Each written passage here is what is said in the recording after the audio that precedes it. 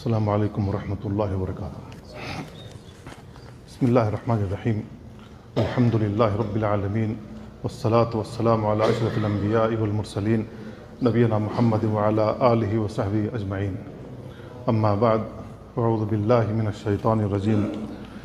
یا بنی آدم قد انزلنا علیکم لباسا یواری سواتکم وریشا ولباس التقوی ذالک خیر، ذالک من آیات اللہ لعلہم یذکرون۔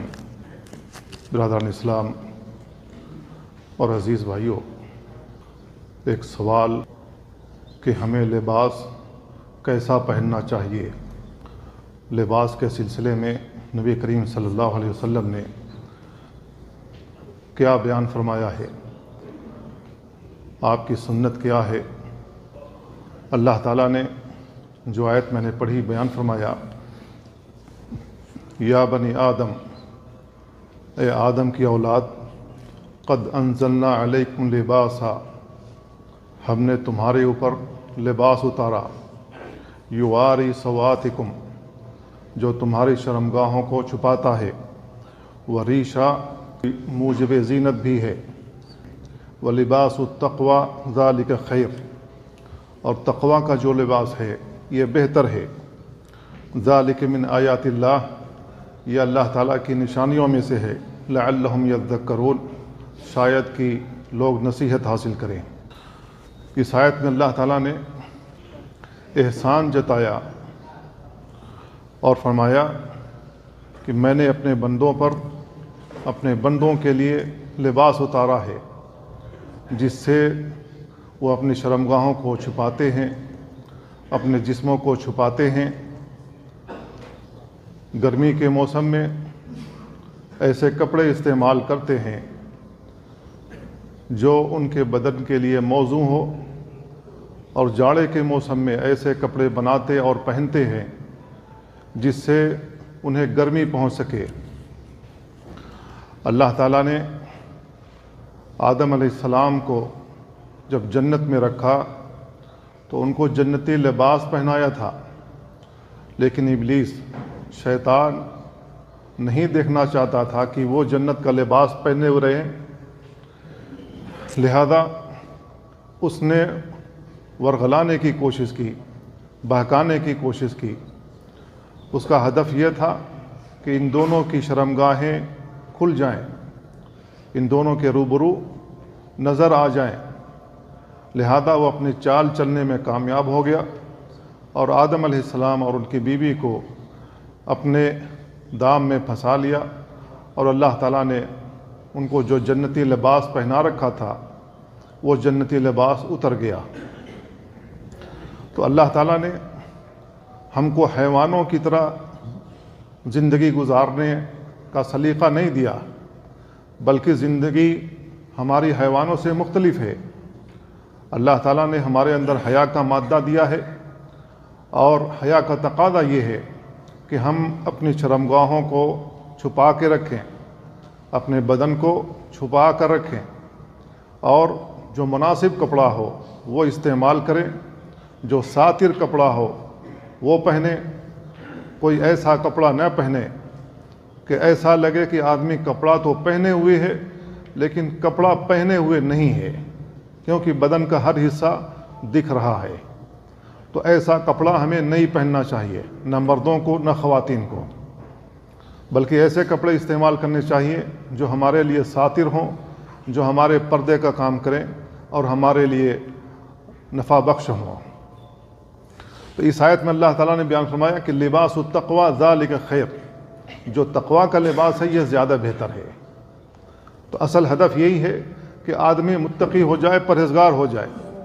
لباس التقوی ذالک خیر، اللہ تعالیٰ نے بیان فرمایا۔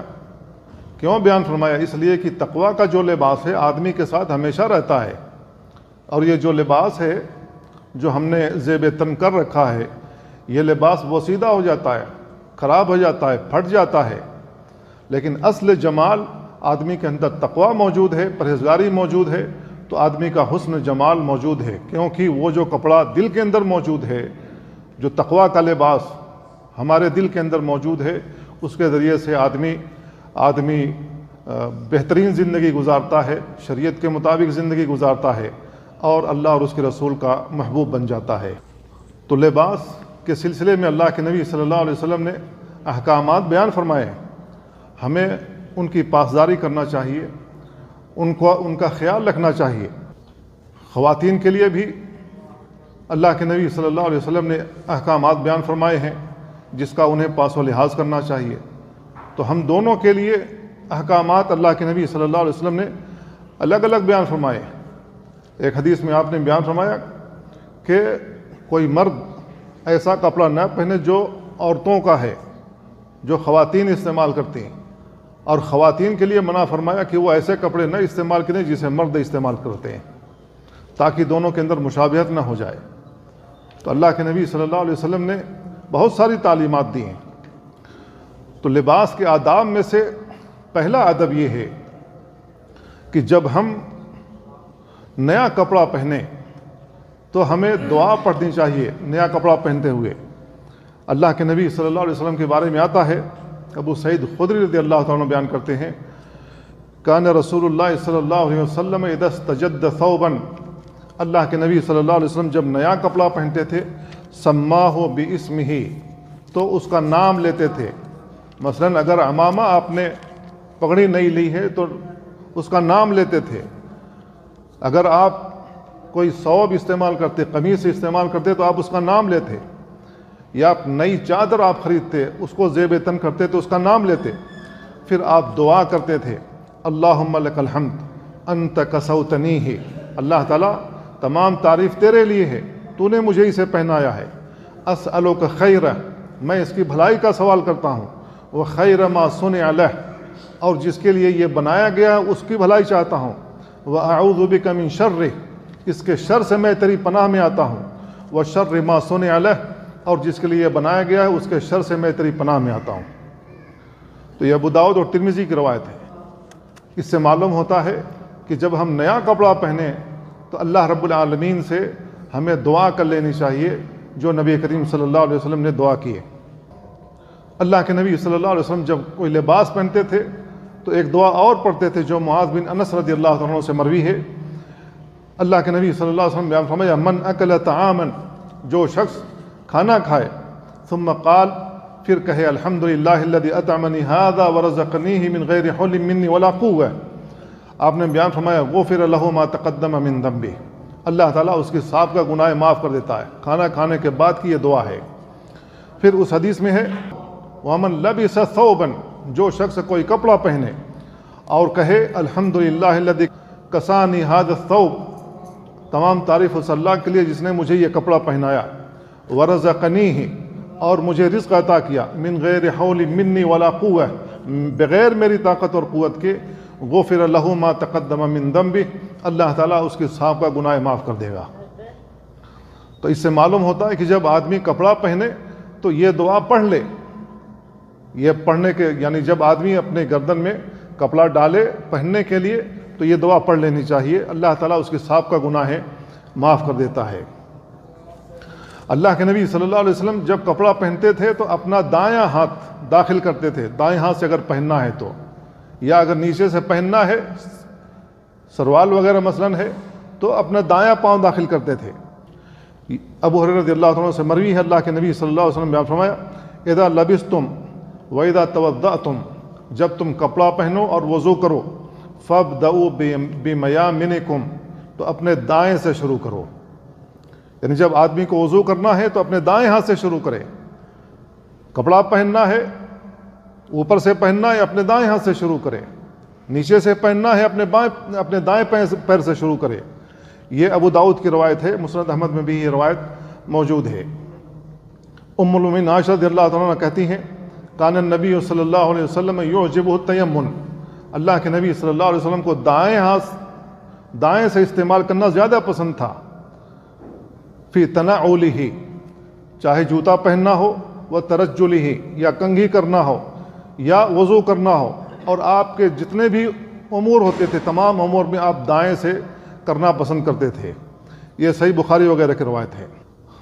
چوتھا ادب یہ ہے کہ آدمی ایسا کپڑا استعمال کرے جو کہ اچھا ہو، خوبصورت ہو، پسندیدہ ہو، اور اگر آدمی کپڑا پہنے ہوئے ہے گندا ہو گیا تو اس کو صاف کر لے۔ جابر رضی اللہ عنہ کی روایت ہے، وہ کہتے ہیں اتانا رسول اللہ صلی اللہ علیہ وسلم، اللہ کے نبی صلی اللہ علیہ وسلم ہمارے پاس آئے، ایک آدمی کو دیکھا اس کے بال بکھرے ہوئے ہیں، گرد و غبار پڑے ہوئے ہیں، بال بکھرے ہوئے ہیں۔ فقال، تو آپ نے بیان فرمایا، اما کان ھذا یجد ما یسکن بہ شعرہ، کیا اس کے پاس کوئی ایسی چیز نہیں ہے جس سے یہ اپنے بال کو بنا لے، یعنی کنگھی وغیرہ نہیں ہے؟ کم سے کم یہ لوگوں کے درمیان بیٹھا ہے، اس کو اپنے بال وغیرہ تو بنا لینا چاہیے۔ اللہ کے نبی صلی اللہ علیہ وسلم نے دوسرے آدمی کو دیکھا، وعلیہ ثیاب وسخہ، اس کے اوپر ایسا کپڑا پڑا ہوا تھا جو کہ بہت گندا تھا۔ اللہ کے نبی صلی اللہ علیہ وسلم نے فرمایا کہ کیا یہ شخص پانی نہیں پاتا ہے جس کے ذریعے سے یہ اپنا کپڑا دھل لے؟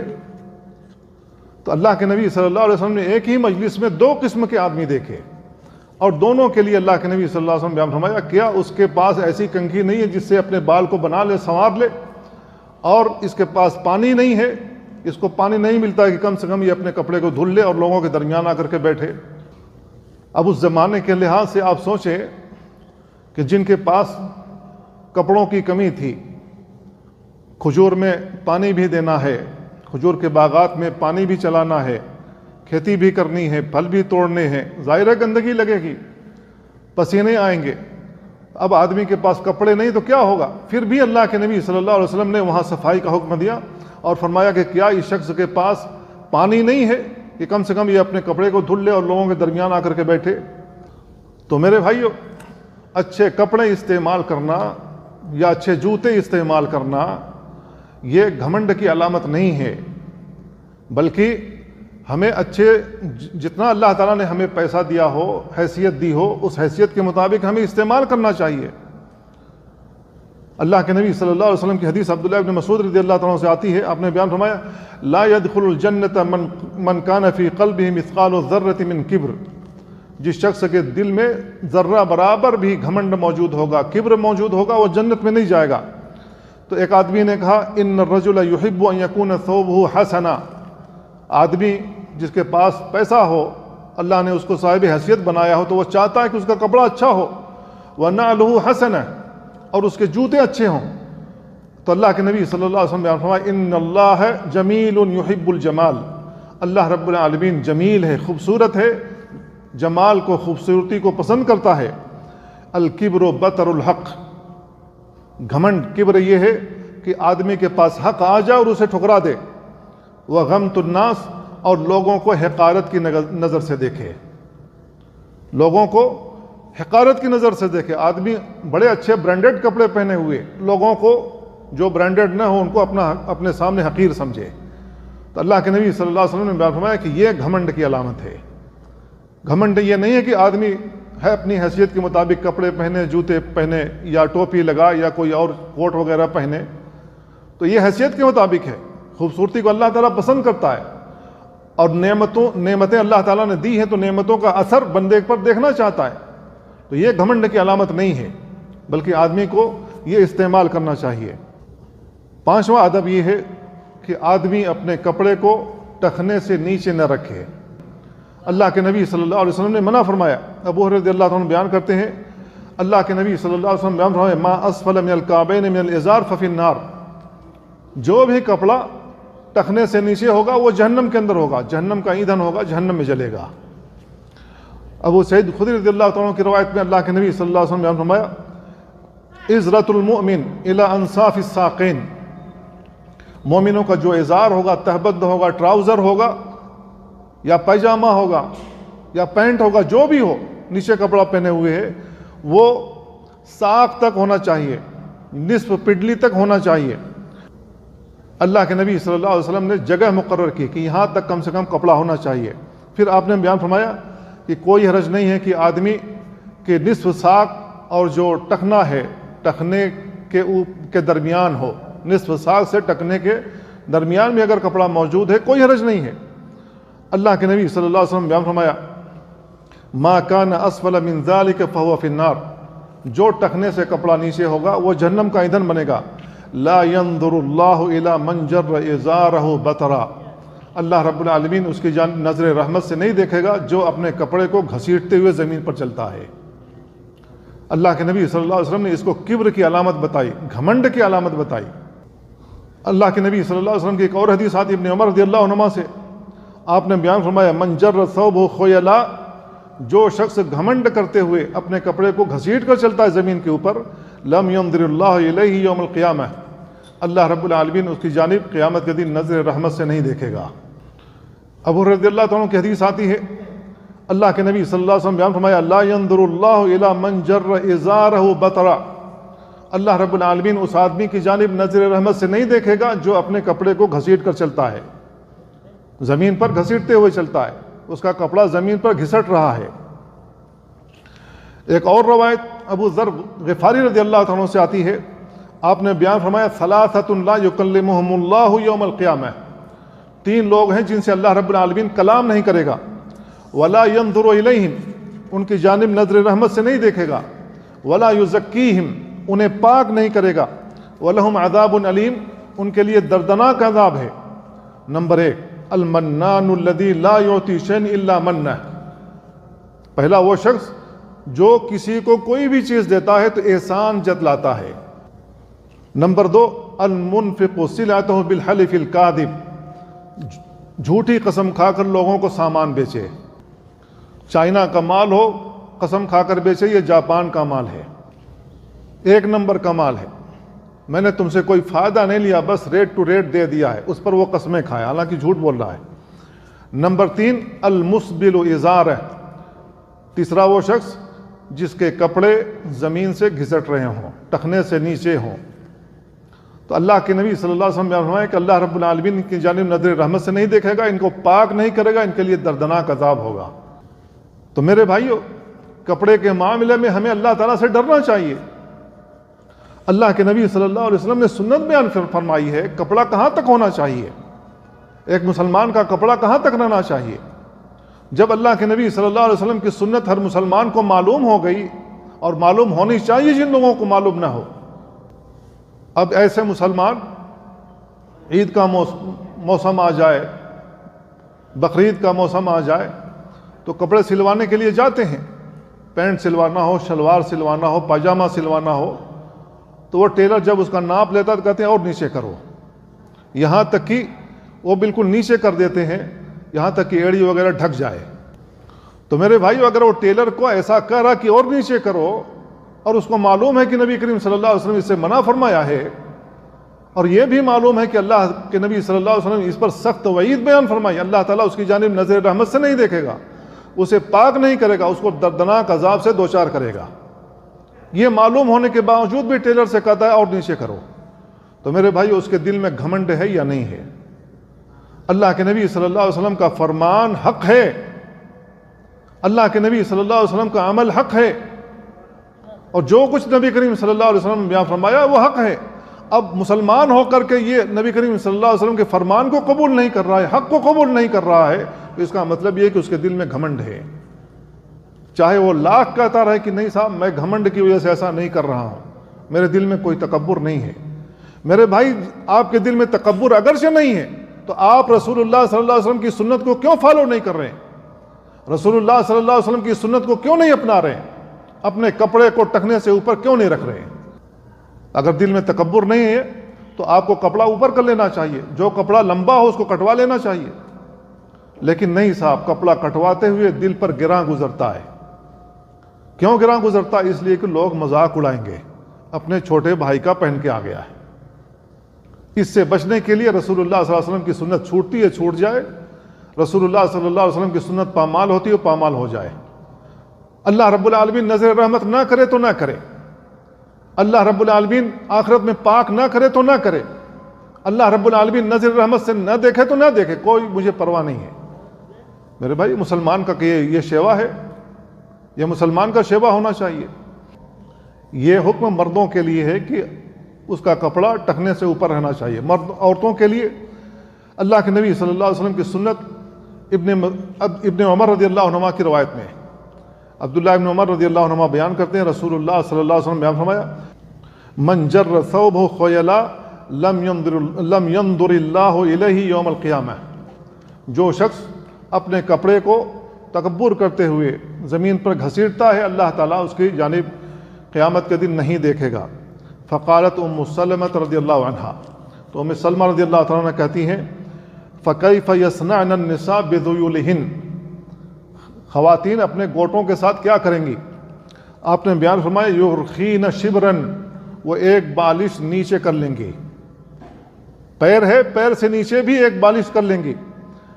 تو ام سلمہ رضی اللہ تعالیٰ عنہ کہتی ہیں اذن تنکشف اقدامہن، تو اس طریقے سے تو ان کا قدم دکھائی دے گا جو وہ اپنا قدم بڑھائیں گی۔ تو اللہ کے نبی صلی اللہ علیہ وسلم بیان فرمائے فَيُرْخِينَهُ ذِرَاعًا لَا يَزِدْنَ عَلَيْهِ، ایک ہاتھ نیچے لٹکا لیں گی، پیر ہے پیر سے نیچے ایک ہاتھ مزید لٹکا لیں گی، ایک ہاتھ لمبا کر دیں گی، لیکن اس سے زیادہ نہیں کریں گی۔ تو عورتوں کے لیے یہ حکم ہے کہ ان کا پیر کا کوئی حصہ بھی نہیں دکھنا چاہیے، سر بھی نہیں دکھنا چاہیے، چہرہ بھی نہیں دکھنا چاہیے، بدن کا کوئی بھی حصہ نہیں دکھنا چاہیے۔ لیکن آج کے ماحول میں جو فیشن ہے وہ الٹا کرنے پر مجبور ہیں۔ عورتوں کا کپڑا جس قدر ہو سکتا ہے وہ کھلا ہے، مردوں کا کپڑا نیچے جا رہا ہے، جبکہ نبی کریم صلی اللہ علیہ وسلم کی سنت یہ ہے کہ مردوں کا کپڑا اوپر ہو، نصف ساق تک ہو، نصف پنڈلی تک ہو، اور عورتوں کا کپڑا کم سے کم ایک بالش نیچے ہو، پیر سے بھی نیچے ہو۔ تو عورتوں کا کپڑا کھل رہا ہے، مردوں کا کپڑا لمبا ہو رہا ہے، الٹی گنگا بہہ رہی ہے۔ چھٹا ادب یہ ہے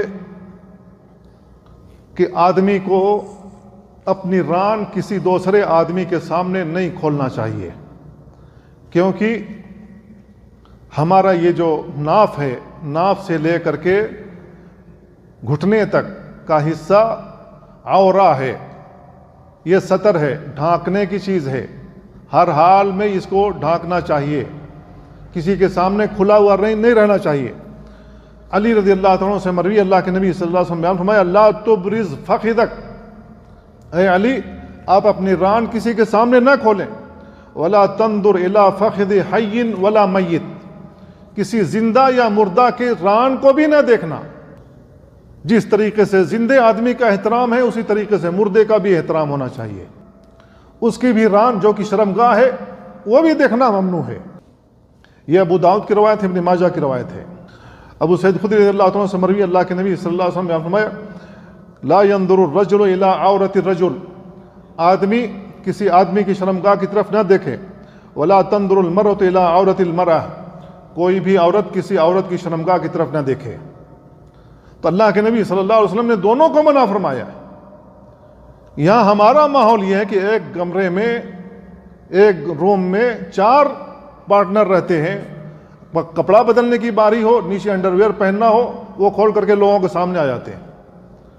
انڈرویئر پہن کر کے اگر ندی میں غسل کرنا ہو، انڈرویئر پہن کر کے اس میں داخل ہو جاتے ہیں، سوئنگ پول ہو اس میں داخل ہو جاتے ہیں۔ میرے بھائیو، اللہ کے نبی صلی اللہ علیہ وسلم نے منع فرمایا ہے، آپ کی ران نہیں کھلنی چاہیے کسی کے بھی سامنے۔ اور مسلمان عام طور سے یہ عمل کر رہے ہیں، ان کو ذرا سی حیا بھی نہیں ہے، اللہ کے نبی صلی اللہ علیہ وسلم کی سنت کو پامال کر رہے ہیں۔ 7واں ادب یہ ہے کہ بہت باریک اور تنگ کپڑے نہیں پہننے چاہیے۔ اگر باریک کپڑے پہنتے ہیں تو بدن کا حصہ جھلکے گا۔ اگر ہم کسی ایسی جگہ ہیں جہاں سے سورج کی کرن آتی ہو، روشنی آتی ہو، اور ایسی جگہ پر ہم ہو اور سامنے کوئی اور موجود ہو، اگر باریک کپڑا ہے تو سارا کچھ دیکھ لے گا۔ تو باریک کپڑے بھی نہیں پہننے چاہیے، تنگ کپڑے بھی نہیں پہننے چاہیے، کیونکہ تنگ کپڑے پہننے کی وجہ سے بھی آدمی کی ساری چیزیں نظر آتی ہیں، کہاں کی زمین اونچی ہے، کہاں کی زمین نیچی ہے، یہ سارا کچھ نظر آتا ہے۔ ابو ہریرہ رضی اللہ تعالیٰ عنہ بیان کرتے ہیں، اللہ کے نبی صلی اللہ علیہ وسلم بیان فرمایا صنفان من اہل النار لم ارہما، 2 قسم کے لوگ ہیں جنہیں میں نے اپنی آنکھوں سے نہیں دیکھا، قوم معہم سیاط کاذناب البقر، ایک وہ لوگ ہیں جن کے ہاتھوں میں کوڑے ہوں گے گائے کے دم کی طرح، یضربون بہ الناس، جس کے ذریعے وہ لوگوں کو ماریں گے۔ کچھ لوگ ہوں گے، کچھ فوجی ہوں گے جن کے ہاتھ میں گائے کے دم کی طرح کوڑے ہوں گے جس سے وہ لوگوں کو ماریں گے، قیدیوں کو ماریں گے۔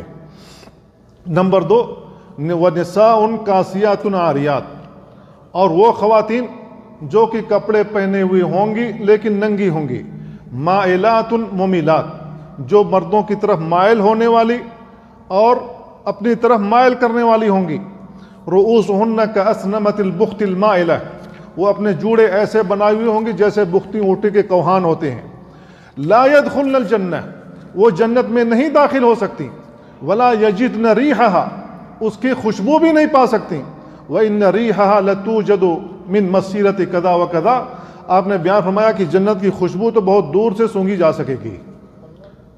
تو اللہ کے نبی صلی اللہ علیہ وسلم نے ایسی عورتوں کے بارے میں بیان فرمایا جو کپڑے تو پہنے ہوئے ہوں گی لیکن اتنا چست ہوگا لوگوں کو نظر آئے گا کہاں کی زمین اونچی ہے کہاں کی زمین نیچی ہے، یا ایسے باریک کپڑے پہنے ہوئے ہوں گے کہ نظر آئے گا کہاں کی زمین سفید ہے کہاں کی زمین کالی ہے، وہ گویا کپڑا پہن کے بھی پہنے ہوئے نہیں ہیں۔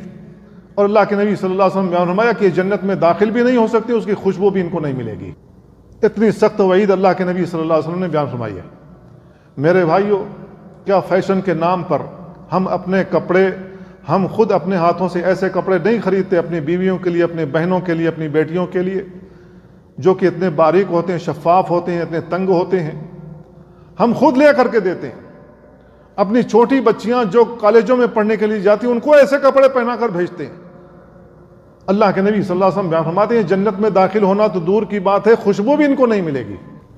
تو ایک جانب اللہ کے نبی صلی اللہ علیہ وسلم کی یہ سنت ہے، دوسری جانب ہمارا عمل ہے، ہم کدھر جا رہے ہیں۔ آٹھواں ادب یہ ہے کہ ہمیں کوئی ایسا کپڑا نہیں پہننا چاہیے جس سے عورتوں کی مشابہت لازم آئے، اور عورتوں کو بھی ایسا کپڑا نہیں پہننا چاہیے جس سے مردوں کی مشابہت لازم آئے۔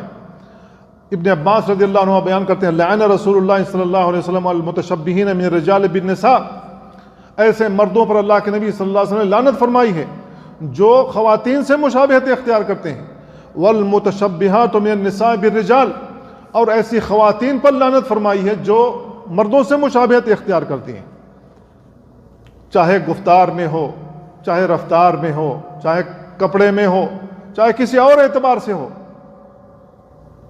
بعض ایسے مرد حضرات ہوتے ہیں جو اپنے بالوں کو اتنا لمبا رکھے ہوئے رہتے ہیں، چہرے پر داڑھی بھی نہیں ہوتی، مونچھ بھی نہیں ہوتی، پتہ نہیں لگتا کہ یہ آدمی مرد ہے یا عورت ہے یا مخنث ہے، اندازہ ہی نہیں ہوتا ہے۔ بعض خواتین ایسی ہوتی ہیں جو ہیئر کٹنگ کر کے مردوں کے سامنے آتی ہیں، پتہ نہیں لگتا کہ یہ مرد ہے یا عورت ہے۔ تو کیا وہ مردوں سے مشابہت نہیں اختیار کر رہی ہیں، اور مرد حضرات عورتوں سے مشابہت نہیں اختیار کر رہے ہیں؟ اللہ کے نبی صلی اللہ علیہ وسلم نے ایسے لوگوں پر لعنت فرمائی ہے۔ لعنت کا مطلب یہ ہے کہ اللہ رب العالمین کی رحمت سے یہ لوگ دور ہوں گے۔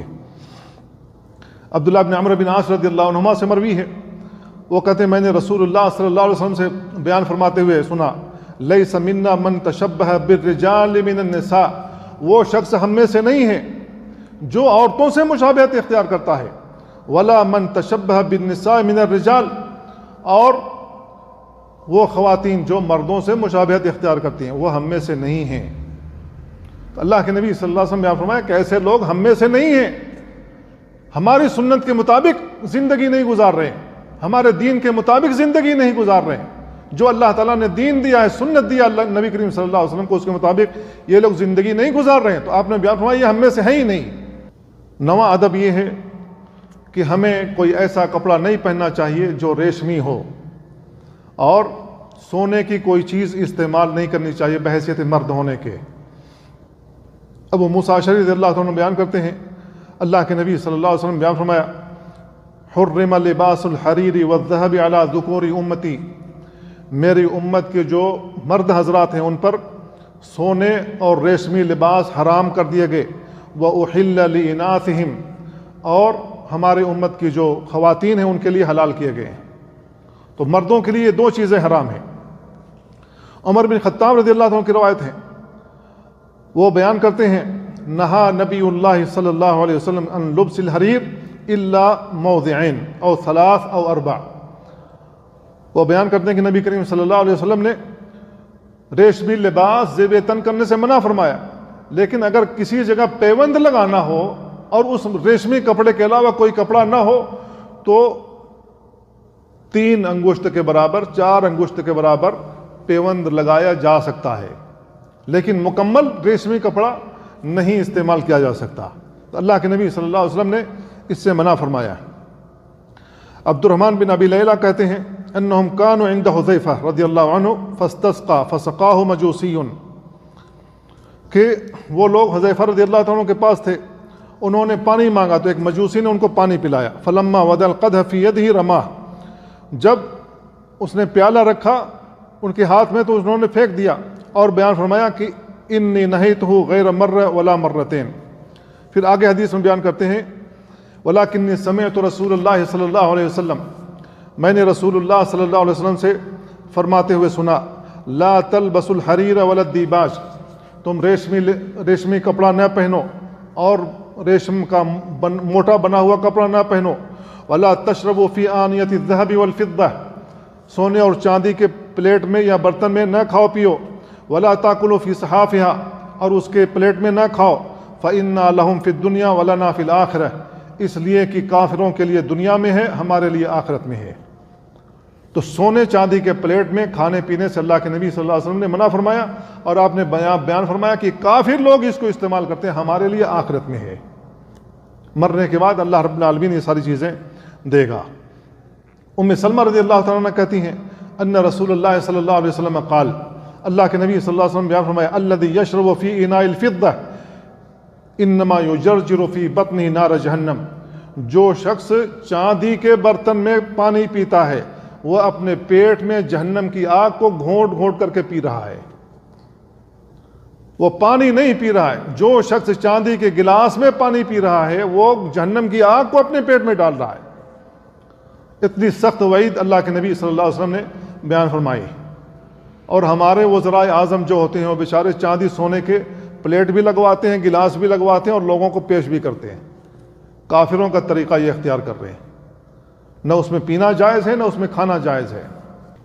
10واں ادب یہ ہے کہ ہم چاندی کی انگوٹھی استعمال کر سکتے ہیں.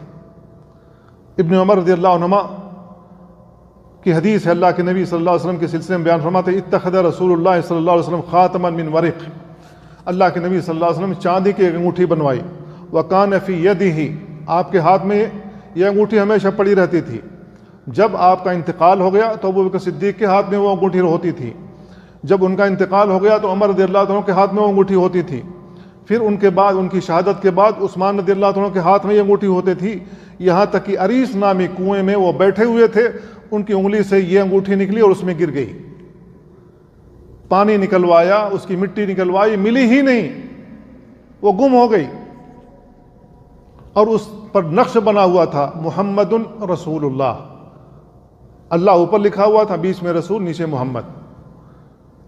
تو اللہ کے نبی صلی اللہ علیہ وسلم اسی کے ذریعے سے جب کسی بادشاہ کی جانب خط بھیجتے تھے تو آپ وہی مہر لگاتے تھے، اسی کے ذریعے سے مہر لگاتے تھے. تو اللہ کے نبی صلی اللہ علیہ وسلم نے اپنے لیے ایک انگوٹھی بنوائی تھی چاندی کی. چاندی کی انگوٹھی پہننا جائز ہے. چاندی کی انگوٹھی اگر پہننا ہو تو کس انگلی میں پہننا چاہیے؟ کافروں نے جو پھیلا رکھا ہے وہ کہتے ہیں کہ بائیں ہاتھ کی یہ جو بیچ کے بعد والی جو انگلی ہے اس میں پہننا چاہیے، کیونکہ اس کی رگیں دل کی طرف جاتی ہیں. تو جب کوئی آدمی کسی لڑکی کو رنگ پہناتا ہے تو اس میں پہنانا چاہیے تاکہ یہ دل سے قریب رہے. یہ کافروں نے ایک شوشہ چھوڑا ہوا ہے. میرے نبی کی کیا سنت ہے؟ مسلمان ہونے کی حیثیت سے پتہ ہونا چاہیے کہ نبی کریم صلی اللہ علیہ وسلم کس انگلی میں انگوٹھی پہنتے تھے. علی رضی اللہ تعالیٰ عنہ کہتے ہیں نہانی رسول اللہ صلی اللہ علیہ وسلم عن القسی، اللہ کے نبی صلی اللہ علیہ وسلم نے کاٹن اور ریشم کے ملے ہوئے کپڑا پہننے سے مجھے منع فرمایا. والبیثرۃ الحمراء، اور ایسا کپڑا استعمال کرنے سے منع فرمایا جو کہ کسی اجنبی ملک کا ہوتا تھا اور وہ گھوڑے کے اوپر پالان کی حیثیت سے رکھا جاتا تھا، یہ خوبصورتی کے لیے ہوتا تھا. اور وہ بیان کرتے ہیں وَأَنْ أَلْبَسَ خَاتَمِي فِي هَذِهِ وَفِي هَذِهِ، کہ میں اپنی انگوٹھی اس انگلی میں اور اس انگلی میں پہنوں. وَأَشَارَ إِلَى السَّبَّابَةِ وَالْوُسْطَى، آپ نے سبابہ والی انگلی ہوتی ہے جس کے ذریعے ہم تسبیح پڑھتے ہیں، یا بیچ والی انگلی ہوتی ہے، بیان فرمایا کہ اس میں اللہ کے نبی صلی اللہ علیہ وسلم نے انگوٹھی پہننے سے منع فرمایا ہے. تو اللہ کے نبی صلی اللہ علیہ وسلم کہاں پہنتے تھے؟ انگوٹھی کہاں پہنتے تھے؟ انس بن مالک رضی اللہ عنہ بیان کرتے ہیں کان خاتم النبی صلی اللہ علیہ وسلم فی یدہ، اللہ کے نبی صلی اللہ علیہ وسلم کی انگوٹھی آپ کے ہاتھ میں ہوتی تھی، واشار الی الخنصر فی یدہ الیسریٰ، آپ کی جو انگوٹھی ہوتی تھی بائیں ہاتھ کی، یہ جو چھوٹی والی انگلی ہے اس میں ہوتی تھی۔ اور دوسری روایت میں ہے کہ اللہ کے نبی صلی اللہ علیہ وسلم کی انگلی جو انگوٹھی ہوتی تھی وہ دائیں ہاتھ کی آخری والی انگلی میں ہوتی تھی، جو علی رضی اللہ عنہ سے مروی ہے ان النبی صلی اللہ علیہ وسلم کان یتختم فی یمینہ، اللہ کے نبی صلی اللہ علیہ وسلم اپنی انگوٹھی اپنے دائیں ہاتھ میں پہنتے تھے۔ کہاں پہنتے تھے؟ اس انگلی میں جو چھوٹی انگلی ہے۔ تو ہمارے نبی کی یہ سنت ہے، کافروں نے اس میں پہنایا ہوا ہے۔ اور بہت سارے ہمارے جو صوفی بنے ہوئے پڑے ہوئے موجود رہتے ہیں، جو گودڑی جیسا لباس پہنے ہوئے، ایسا لگتا ہے کہ سال بھر سے اس نے غسل نہیں کیا ہے، بدن سے بدبو آتی ہے، پانچوں انگلیوں میں پہنے ہوئے رہتے ہیں۔ میرے بھائی، نبی کریم صلی اللہ علیہ وسلم جب ان دو انگلیوں میں انگوٹھی پہننے سے منع فرمایا ہے تو یہ کون سی صوفیت ہے، کون سی اللہ سے قربت ہے کہ ان دونوں انگلیوں میں انگوٹھی پہنے ہوئے ہو؟ یہ کون سی سنت ہے؟ جو نبی کریم صلی اللہ علیہ وسلم کی سنت کو نہ جانتا ہو، رسول اللہ صلی اللہ علیہ وسلم کی سنت سے دور ہو، وہ ولی ہو ہی نہیں سکتا۔ جو نبی کریم صلی اللہ علیہ وسلم کی سنت کی مخالفت کرتا وہ اللہ کا ولی ہو ہی نہیں سکتا۔ اور یہاں ایسے لوگوں کو اللہ کا ولی بنا رکھا ہے۔ تیرہواں ادب یہ ہے کہ جب آدمی اپنا کپڑا اتارے، حمام میں غسل کرنے کے لیے ہو یا سوئمنگ پول میں نہانے کے لیے ہو جہاں کوئی نہ ہو، تو ایسی صورت میں ہمیں دعا پڑھ لینی چاہیے۔ حمام میں جانے سے پہلے دعا پڑھ لینی چاہیے۔ علی بن ابی طالب رضی اللہ عنہ بیان کرتے ہیں، اللہ کے نبی صلی اللہ علیہ وسلم بیان فرمایا ستر ما بین اعین الجن وعورات بنی آدم اذا دخل احدهم الخلاء، جب تم میں کا کوئی شخص بیت الخلاء میں داخل ہو تو جنوں کے آنکھوں کے درمیان اور بنو آدم کے درمیان پردہ پڑ جاتا ہے۔ جب بندہ کہتا ہے بسم اللہ، اللہ کے نام سے میں داخل ہوتا ہوں، اور اپنا بایاں پاؤں آگے کرتا ہے، اور حمام میں داخل ہونے کی جو دعا پڑھتا ہے، اللہ رب العالمین اس شیطان کی آنکھ پر پردہ ڈال دیتا ہے، جن کی آنکھ پر پردہ ڈال دیتا ہے۔ اور اگر ہم وہ دعا پڑھ کر حمام میں نہیں جاتے ہیں تو ایسی صورت میں وہ شیطان ہماری شرمگاہ سے کھلواڑ کرتا ہے۔ اور جب شیطان ہماری شرمگاہوں سے کھلواڑ کرے تو مختلف قسم کے امراض آتے ہیں۔ کوئی قطرے کا سوال کرتا ہے کہ کوئی پیشاب کا لگتا ہے کہ مجھے قطرہ آ گیا، کوئی کہتا ہے کہ لیسدار مادہ آ گیا، کوئی کچھ کہتا ہے، کوئی کچھ کہتا ہے۔ کوئی نہ کوئی بیماری میں آدمی پڑا ہوا ہے۔ کیوں پڑا ہوا ہے؟ اس لیے کہ حمام میں جانے سے پہلے دعا ہی نہیں پڑھتا ہے، شیطان اس کی شرمگاہ سے کھلواڑ کر رہا ہے۔ اسی طریقے سے جب آدمی اپنے کپڑے کو اتارے دوسرا کپڑا پہننے کے لیے تو ہر حال میں بسم اللہ پڑھ لینا چاہیے تاکہ شیطان کی نظر آپ کے اوپر نہ پڑے۔ تو اللہ کے نبی صلی اللہ علیہ وسلم کی سنت کو ہم کب اپنائیں گے؟ اللہ کے نبی صلی اللہ علیہ وسلم کی کیا سنت ہمیں جاننے کی ضرورت نہیں ہے بحیثیت مسلمان ہونے کے؟ اللہ کے نبی صلی اللہ علیہ وسلم نے یہ سنتیں یوں ہی بیان فرما دی ہیں یا اس میں کوئی فائدہ بھی ہے؟ اگر ہم اس کو پڑھتے ہیں، دیکھتے ہیں، عمل کرتے ہیں تو ہمیں نظر آتا ہے اس کے اندر فائدہ ہے، امت کا فائدہ ہے۔ اسی وجہ سے اللہ کے نبی صلی اللہ علیہ وسلم نے یہ سنتیں بیان فرمائی۔ تو ہمیں جاننا چاہیے نبی کریم صلی اللہ علیہ وسلم کی سنت کیا ہے۔ مختلف چیزوں کے سلسلے میں ہمیں غور کرنا چاہیے، پڑھنا چاہیے، دیکھنا چاہیے، اور یاد کر کے جو دعائیں بتائی گئی ہیں اسے پڑھ لینا چاہیے تاکہ ہم شیطانوں کے شر سے محفوظ رہیں۔ اللہ تعالیٰ سے دعا اللہ ہمیں ان باتوں کو سمجھنے اور ان پر عمل کرنے کی توفیق عطا فرمائے۔ وصلی اللہ وسلم علی نبینا محمد وعلی آلہ وصحبہ اجمعین۔ السلام علیکم ورحمۃ اللہ۔